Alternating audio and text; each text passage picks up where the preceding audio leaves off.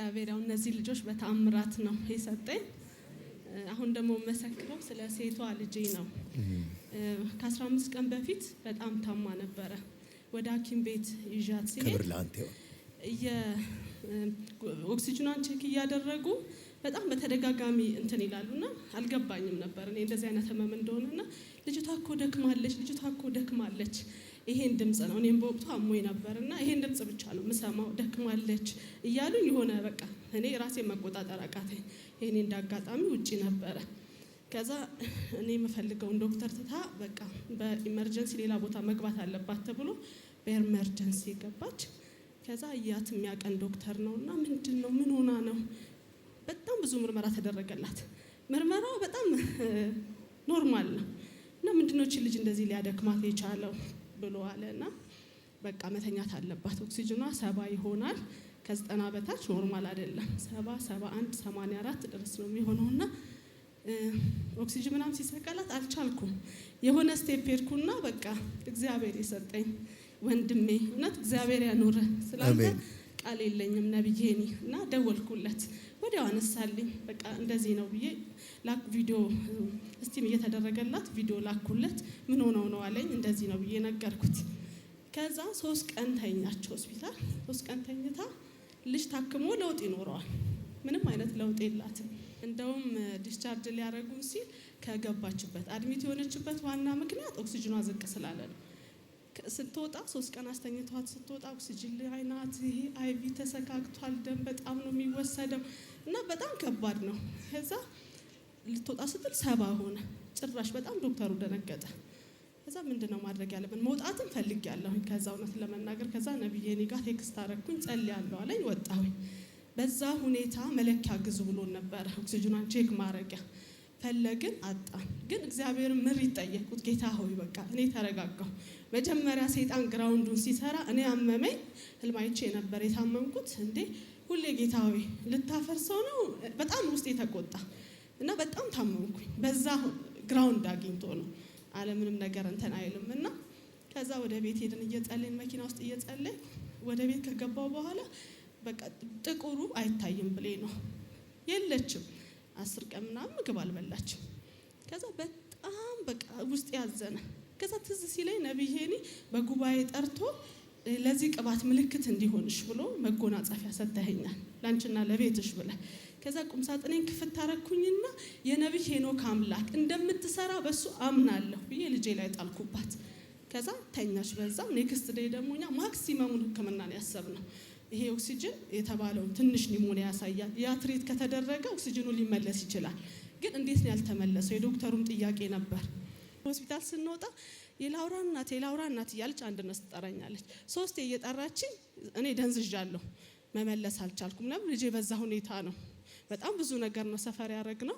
እንደዛ ሆናም አልዳነችም ስንወጣ። እግዚአብሔርም ሰይጣንም የራሱ ሰዎች አሉት። ገና ሴትዮዋ ስትጠራኝ እውነት ለመናገር ውስጤ ሪጀክት ነበር ያደረገውና የላውራ እናት እኛኮ እዛ ገብተን በየቤታችን እንደዋወላለን ስለ ላውራ ግን እንዴት ናት አለች። አይ ሲስተር በዛ ሁኔታ ነች። እንደውም ኦክሲጅኗ በጣም ወርዶ ነው እየወጣ ያለሁት ብዬስላ በፍጹም ወደ ቤት እንዳትገቢ። ዶክተር ስሙን ጠራችልኝ። እሱ ጥሩ ሰው ነው። ስልኩ አለሽ? አዎ አለ። ደውይለትና የተሻለ ቦታ እኔ የተሻለ የሚባል ሐኪም ቤት ነው ብዙ ጊዜ ማወስድበት የወሰድኳትና ይዘሻት ሂጂ በቃ እቤት ልጄን ይዣት ብገባ እንደምትሞትብኝ ነው። ከዛ ልክ ራንተ ክፉ እግዚአብሔር ይገስጽ ተቃወምኩ በሴትዮዋ ውስጥ ያለውን መንፈስ። ለምንድነው በደንብ ነው አታክ ያደረገኝ። መኪና ውስጥ መግባት አቃተኝ። ከዛ ኔክስት ዴይ ሌላ ሐኪም ቤት ቀጠሮ አስይዣለሁ። ያን መጎናጸፊያ ያደረኩኝ ስትሄድ አታምኑም 93 ነው የሆነው። ኖርማል እኮ ናት አለኝ። ክብር ለኢየሱስ ይሁን። በጣም በቃ ጌታን ያልኩት የነብይ ሄኖክ አምላክ እንደ ድንጋይ የከበደኝን ነገር አንከባልልኝ። በቃ ሲነጋ አላገኘው ነው ያልኩት። አላገኘሁትም። ዶክተሩ ጋር ስቀርብ እኔ መነግረውና የልጅቷ በጣም ኖርማል ናት፣ ሰላም ናት ልጅቷ አለኝ እና ክብር ለኢየሱስ ይሁን። እግዚአብሔር ይሄን ድንቅ አድርጎልኛል።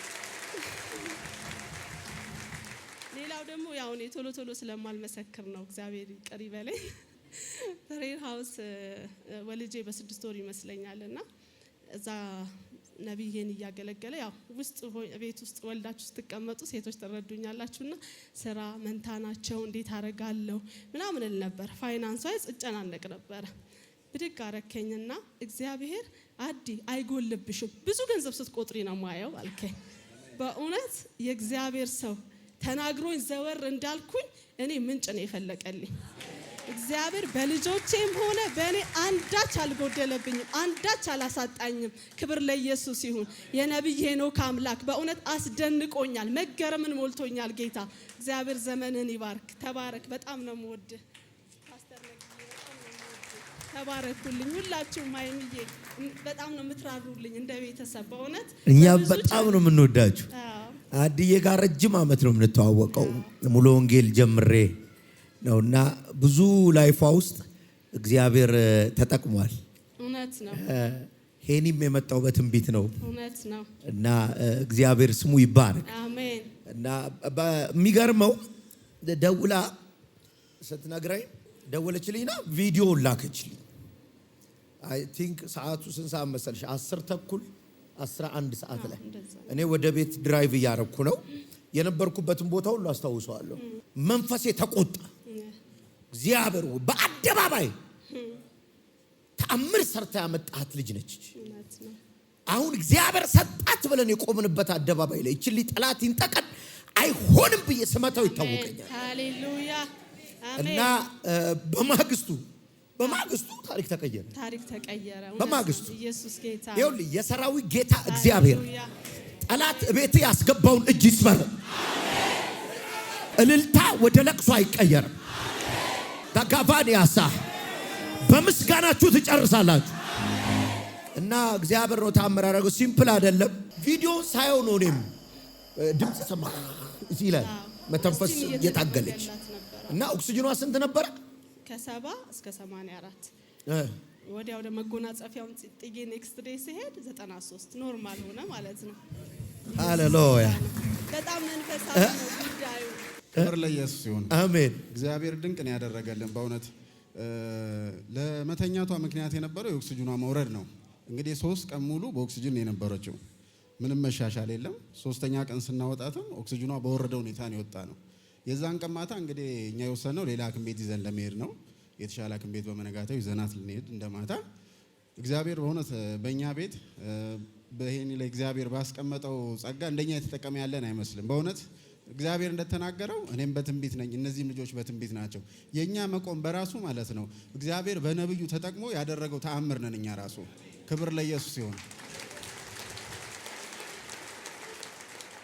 ይሄው እግዚአብሔር በነብዩ ተናግሮ እኔም ልጆቼም መተን ዛሬ ደግሞ እንደገና መበተን አይሆንም፣ በእኛ ቤት ሀዘን አይሆንም። እግዚአብሔር መልካምን ያደርጋል። እግዚአብሔር ደግሞ ባሪያውን በፊቱ አቆሙ የሰጠኝ መጎናጸፊያ አለ ብላ ማታ ላይ መጎናጸፊያውን አስተኝታባት ተኛች። እግዚአብሔር ይመስገን። ኦክሲጅን ላይ ሆና እዚህ ላይ የሚገባው ካሉላ አለ። በጣም አግሬሲቭ ሆና ካሉላውን ነቅላው እጇ ሁላ ደም በደም ሆኖ ለሊት ተሯርጦ ነስሮች መጥተው ነው የተቀየረላት በሌላኛው እጅ ማለት ነው። ይሄ ሁላ ነገር ሆኖ 3 ቀን አሳልፈን የዛን ቀን ለሊት ግን ሰላም እንቅፍ። ክብር ለኢየሱስ ይሁን። በመነጋታውም ሄድን የተባለው የተሻለው ሐኪም ቤት የተሻለው ዶክተር ጋር ቀረብን። እኛ ስጋታችን ወደ ሌላ ነው ከተነገረን ማለት ነው። ያንን ስንል ዶክተሩ ምንድን ያለን አሁን የምትሉትን ሁሉ እኔ ለማሰበም ልጅቷ ፍጹም ኖርማል ነች። ጤናማ የሆነች ልጅ ላይ ደግሞ እንደዚህ አይነት ነገር ለመመርመር አይደለም ለማሰብ ይከብደኛል። ስለዚህ ፍጹም ጤና ነች። በሰላም ሂዶ ወደ ቤታቸው አለ። ክብር ለኢየሱስ ይሁን። ጌታ ይባረክ። አሜን። እንኳን ጌታ ራራላችሁ። አሜን አሜን። ከፍ በሉ። አሜን። እናንተም ልጆቻችሁም ተአምራት ናችሁ። አሜን። ይሁን አለ ሆነ።